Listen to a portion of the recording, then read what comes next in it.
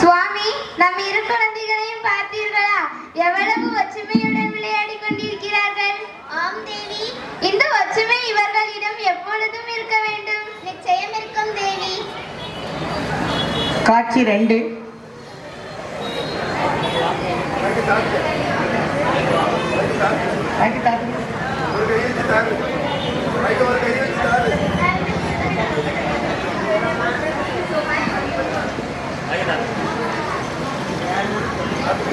முருகா, இங்கே பார். அன்னை நம் இருவருக்கும் மோதகம் கொடுத்தார்கள்.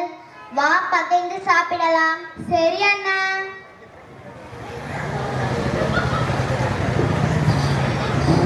அண்ணா, இது மிகவும் அருமையாக உள்ளது. சரி வா முருகா, நாம் விளையாட செல்லலாம். காட்சி 3. கைலாசம். நாரதர் நாராயண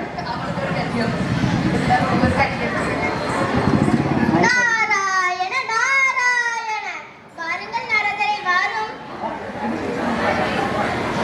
இங்கு வந்த காரணம் என்ன நாரதரே? ஒரு முக்கியமான காரியத்திற்காக வந்தேன் தேவி.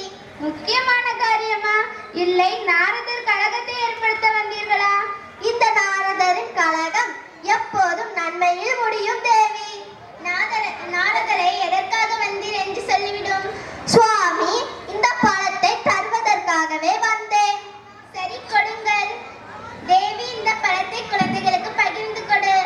நாராயண நாராயண. இல்லை இல்லை, இது மிகவும் சக்தி வாய்ந்த பழம். இதை ஒருவர் மட்டுமே சாப்பிட வேண்டும். என்ன நாரதரே, என் குடும்பத்திலும் கழகத்தை ஏற்படுத்த பார்க்கிறேன். நான் என்ன செய்ய முடியும் சுவாமி? எனக்கு கிடைத்தது ஒரே ஒரு பழம் மட்டுமே. வேண்டுமானால் இவர்கள் இருவரும் இடையே போட்டி வைத்துக் கொள்ளலாம். அதில் யார் முதலில் வருகிறார்களோ அவர்களுக்கே கொடுத்து விடலாம். சரி, என்ன போட்டி என்று நீரே சொல்லிவிடும். சுவாமி, இவர்கள் இருவரையும் இவ்வுலகை சுற்றி வர சொல்லலாம். அதில் யார் முதலில் வருகிறார்களோ அவர்களுக்கே கொடுத்து விடலாம்.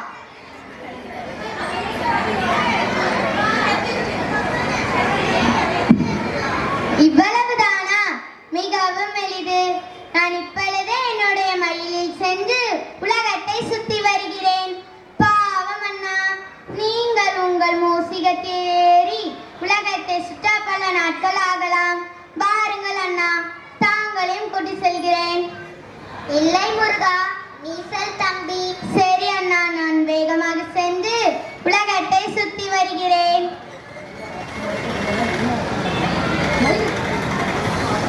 நாரதரே, உலகம் என்றால் என்ன? தாய் தந்தை. அப்படி என்றால் தாய் தந்தையை சுற்றினால் இவ்வுலகை சுற்றியதற்கு சமம் தானே? சமம் தான் விநாயகரே.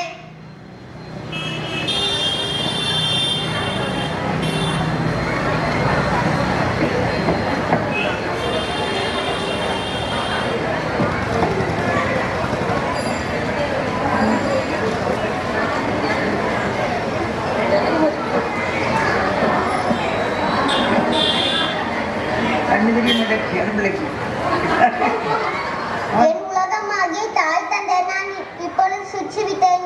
இப்பொழுது நான் அந்த பழத்தை பெற்றுக் கொள்ளலாமா? நிச்சயமாக விநாயகரே, பழம் உங்களுக்கு தான். என்ன நடக்கிறது இங்கே? என்னை உலகத்தை சுத்த அனுப்பிவிட்டு உங்கள் மூத்த குழந்தைக்கு பழத்தை கொடுத்து விட்டீர்கள்.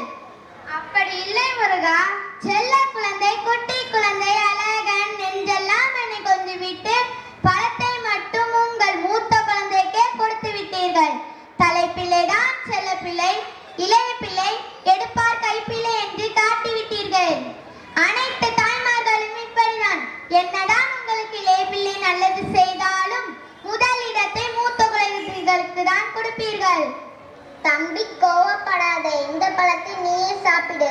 தேவையில்லை, அப்படி ஒரு பழம் எனக்கு வேண்டாம்.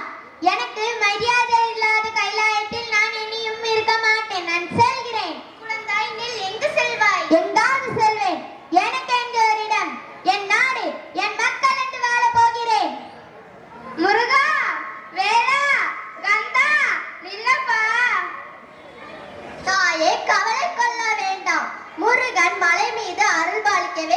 என்றாள். காட்சி 4 சிவன் பார்வதி.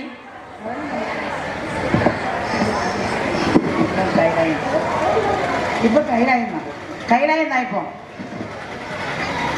அவருக்கு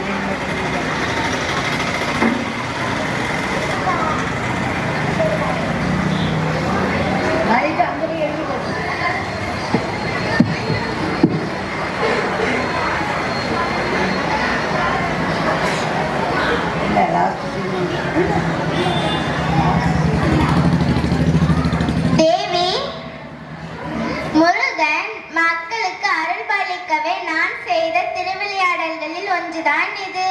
எனவே கவலை வேண்டாம். எப்படி கவலை இல்லாமல் இருக்கும்? நான் இப்பொழுதே சென்று என் குழந்தையை அழைத்து வருகிறேன். பழனிமலை. காட்சி 5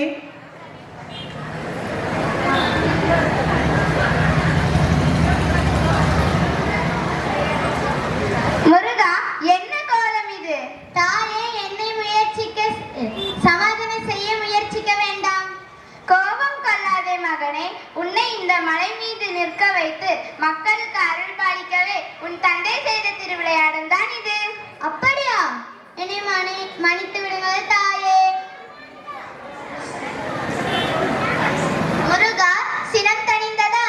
என்னை மன்னியுங்கள் தந்தையே. நீ பலத்திற்காக இந்த மலை மீது நின்றதால் இன்று முதல் இந்த மலை பழனி மலை என்று அழைக்கப்படும். நீ கோபத்தில் குன்றின் மீது அமர்ந்ததால் இன்று முதல் குன்றிருக்கும் இடமெல்லாம் குமரன் இருப்பான் என்று மக்கள் வழிபடட்டும். நல்லருள் புரியுங்கள்.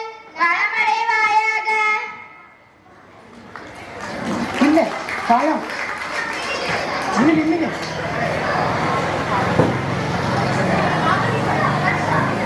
ஏடி பூ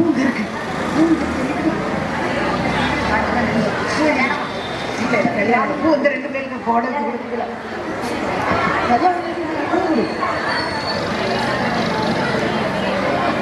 பூ வந்து தனிச்சு